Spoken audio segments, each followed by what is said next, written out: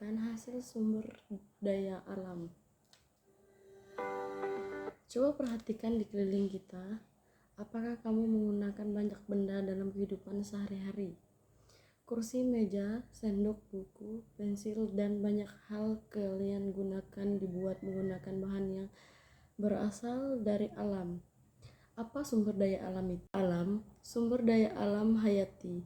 Sumber daya alam hayati adalah sumber daya alam yang berasal dari makhluk hidup seperti hewan dan tumbuhan. Sumber daya alam non hayati. Sumber daya alam non hayati adalah sumber daya alam yang berasal dari benda mati seperti air, tanah, batu, dan emas. Jenis sumber daya alam. Sumber daya alam dapat diperbarui. SDA-nya yang tidak dapat habis apabila digunakan terus-menerus digunakan. Contohnya tumbuhan, hewan, dan sinar matahari. Nah, yang kedua, sumber daya alam tidak dapat diperbarui. SDA yang dapat habis apabila digunakan terus-menerus digunakan.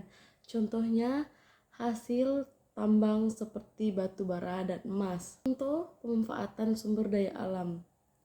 Belarang, industri obat-obatan dan korek api.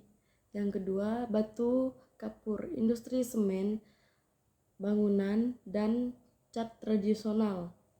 Yang ketiga, besi, industri mesin, jembatan, dan bangunan. Yang keempat, emas, bahan perhiasan bernilai tinggi, minyak bumi, bahan bakar atau bensin, solar, minyak tanah, timah, peralatan rumah tangga, tembaga, peralatan untuk bahan perungguan. Contoh sumber daya alam yang dapat diperbarui seperti yang pertama itu adalah tumbuhan, hewan, sinar matahari, angin, dan tanah air.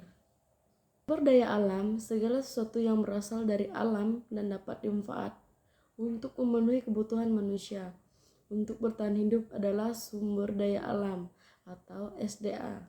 Manfaatan sumber daya alam, yang pertama bahan pangan, yang kedua obat-obatan, yang ketiga bahan kosmetik, yang keempat memenuhi kebutuhan sehari-hari. Contoh sumber daya alam yang tidak dapat diperbarui yaitu yang pertama adalah mineral, yang kedua emas, yang ketiga besi, yang keempat intan, yang kelima minyak bumi, yang keenam batu bara. Terima kasih.